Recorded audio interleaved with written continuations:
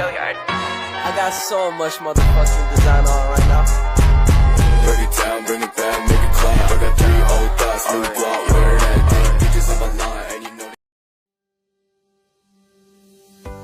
Assalamualaikum warahmatullahi wabarakatuh. Hai teman-teman semuanya. Saya Endra Weni. Di sini saya akan menjelaskan tentang keteladanan Kiai Ahmad Dahlan. Kalian pasti tahu siapakah beliau?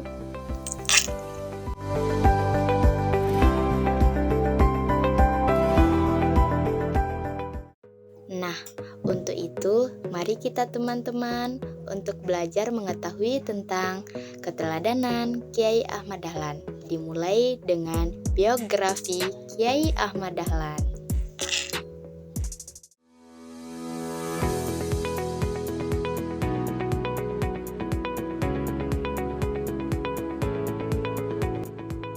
Hai teman-teman, di sini saya akan menjelaskan tentang biografi Kiai Ahmad Dahlan.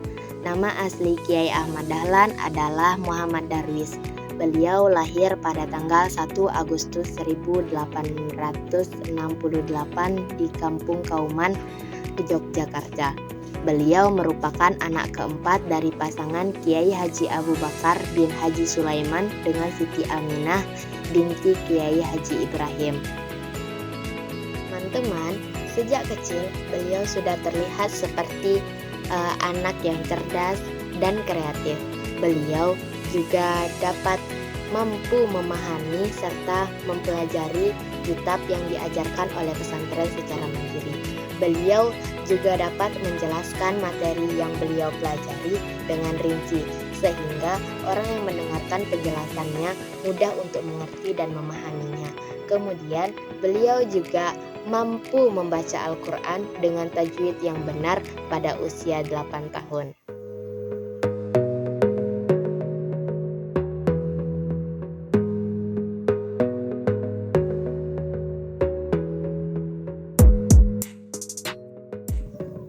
Pada tahun 1883, setelah cukup menguasai pengetahuan agama, beliau berangkat ke Mekah selama 5 tahun. Beliau di sana mengkaji kitab-kitab tauhid karangan Syekh Muhammad Abduh, Tafsir Juz Amma karangan Syekh Muhammad Abduh, kemudian Kanz al-Ulum dan Dairat al-Ma'rif karangan Farid Majdi, Fi al-Bid'ah karangan Ibnu Taimiyah, Tafsir al-Manar karangan Sayyid Rashid Ridha, majalah Al-Urwah Al-Wusqa, dan masih banyak kitab-kitab lainnya yang sering beliau kaji. Menjelang kepulangannya, beliau menemui Imam Syafi'i, Sayyid Bakri Syatah untuk mengubah nama dari Muhammad Darwis mendapatkan nama baru Kiai Haji Ahmad Dahlan.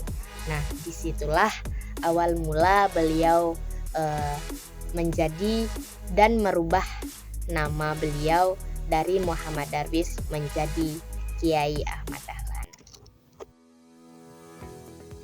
Pada tahun 1902, beliau berangkat kembali ke Mekah dan menetap di sana selama 2 tahun. Pada keberangkatan kedua ini, beliau sengaja ingin memperdalam ilmu pengetahuan. Pada masa itu, beliau sempat berguru kepada Syekh Ahmad Khatib Al-Minangkabawi yang juga guru dari pendiri Nahdlatul Ulama, yaitu Kiai Haji Hasyim Al-Asy'ari. Kiai Ahmad Dahlan mempunyai perhatian yang serius pada masalah pendidikan. Pendidikan adalah faktor utama yang menyebabkan bangsa Indonesia terpuruk dan sekian lama berada dalam penguasaan Belanda. Persoalan pendidikan ini merupakan akar utama yang menyebabkan bangsa Indonesia, terutama umat Islam, yang tertinggal. Karena itulah ia mengambil jalur pendidikan sebagai sarana utama berdakwah.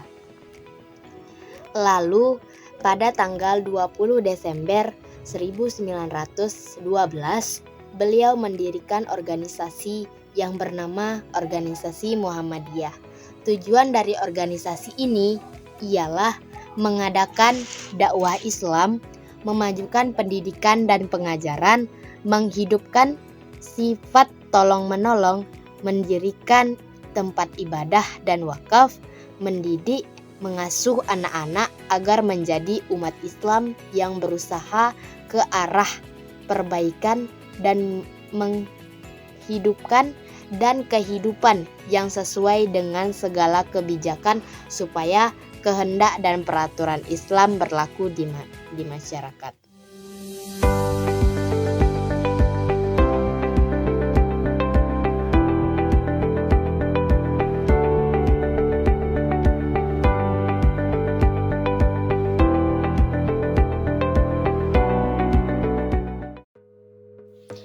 Kiai Ahmad Dahlan ialah seorang yang memiliki gagasan pembaharuan.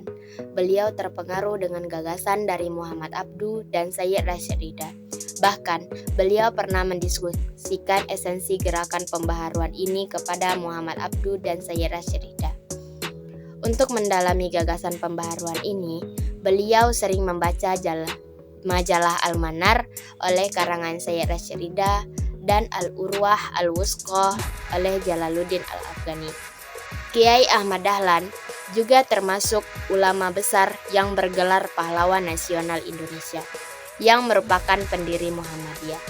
Ketika beliau dewasa, beliau belajar berbagai ilmu agama, seperti ilmu fikih, ilmu nahu, ilmu falak, dan ilmu hadis. Kiai Ahmad Dahlan wafat pada tanggal 23 Februari 1923 dalam usia 55 tahun.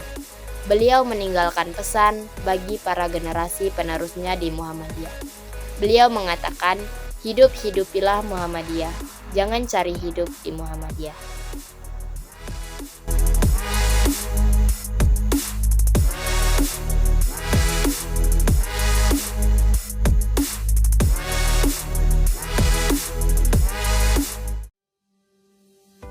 Selanjutnya, mari teman-teman kita masuk ke teladanan dari Kiai Ahmad Dahlan. Yang pertama, yaitu menciptakan masyarakat Islam yang sejahtera. Kiai Ahmad Dahlan dalam menciptakan masyarakat Islam yang sejahtera menekankan pada bentuk-bentuk pelayanan. Bentuk pelayanan di sini terbagi menjadi 3 bidang. Yang pertama, yaitu di bidang pendidikan. Yang kedua, yaitu di bidang sosial. Dan yang ketiga adalah di bidang keagamaan. Baik, kita mulai dari bidang pendidikan. Yang pertama, di bidang pendidikan, lembaga pendidikan Islam harus diperbarui dengan metode dan sistem pendidikan yang lebih baik. Itulah pelayanan yang dibentuk oleh Kiai Ahmad Dahlan. Yang kedua, yaitu bidang sosial. Bidang sosial, beliau berkonsentrasi pada 4 hal. Yang pertama, yaitu mewujudkan bidang pendidikan dan guruan sehingga bisa membangun gedung universitas. Yang kedua, yaitu mengembangkan agama Islam dengan jalan dakwah. Yang ketiga adalah membangun rumah sakit untuk menolong masyarakat. Yang keempat, yaitu membangun rumah miskin dan rumah yatim dan menyiarkan agama Islam. Itulah bentuk pelayanan di bidang sosial oleh Kiai Ahmad Dahlan.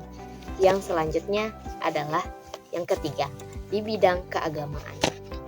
Di bidang keagamaan, beliau berusaha keras untuk menghilangkan stigma kaum penjajah bahwa agama Islam itu kolot dan bodoh. Karena itu umat Islam perlu diberi pencerahan dengan ilmu dan iman.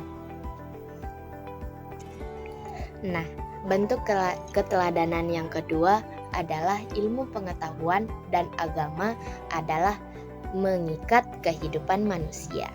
Kiai Ahmad Dahlan dalam menjelaskan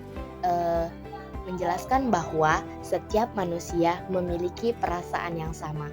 Perasaan yang sama ini yang akan membawa manusia kepada kemajuan dan peradaban. Nah, Di sini perasaan yang sama ini timbul disebabkan oleh dua alasan.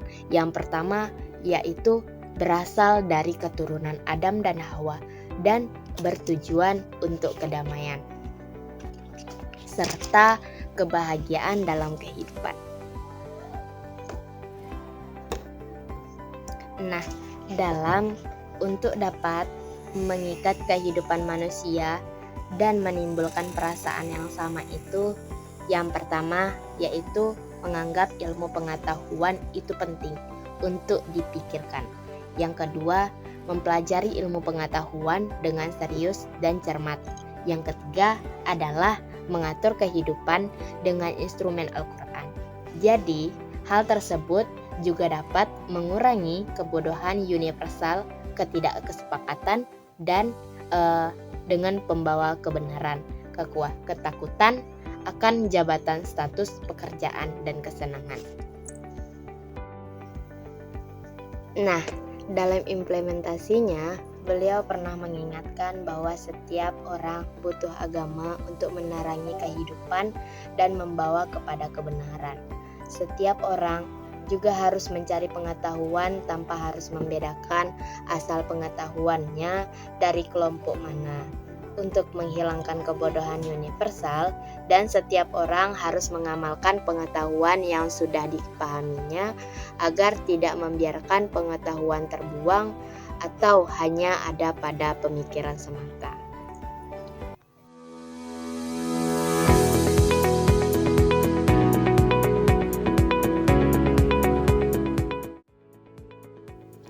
Nah, keteladanan selanjutnya yang dapat kita ambil dari yang telah saya sampaikan, yang pertama yaitu religius, yang kedua adalah mandiri, yang ketiga gotong royong, yang keempat nasionalisme, yang kelima integritas. Mungkin itu saja yang dapat saya sampaikan dari materi keteladanan Kiai Ahmad Dahlan. Semoga bermanfaat bagi teman-teman semua. Saya akhiri. Assalamualaikum warahmatullahi wabarakatuh.